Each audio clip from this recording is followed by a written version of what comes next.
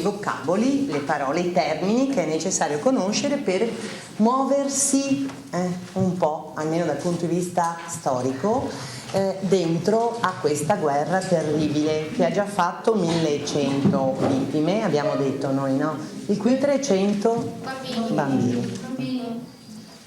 E i morti sono qualcosa di assolutamente drammatico a qualunque parte si trovino. Allora, finora abbiamo inquadrato geograficamente la striscia di Gaza e abbiamo visto che in realtà è un piccolo lembo di terra, no?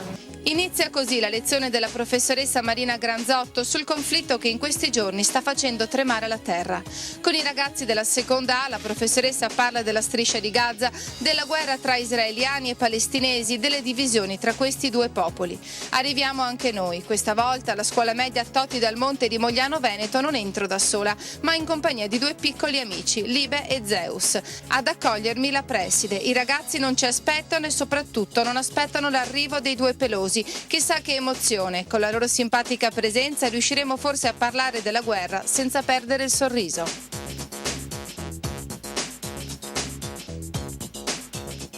Ed è proprio così, Alessandro li tiene subito accanto a sé, così anche loro seguono la lezione. Perché è nato lo Stato di Israele? Che cosa successe nel momento in cui venne fondato? Chi abitava quei territori? Insieme cerchiamo di ripercorrere la storia per conoscere e capire il presente. Lo Stato di Israele, fin dalla sua nascita, che cosa comporta? Chi c'era in quei territori? I palestinesi, i quali vengono praticamente diventano profughi. Vi ricordate che vi ho detto cosa significa profugo, no? C'era un intento, come dire, buono da parte dell'Organizzazione delle Nazioni Unite, che pensavano di sistemare, no, due stati e due popoli in una situazione di pace, di convivenza.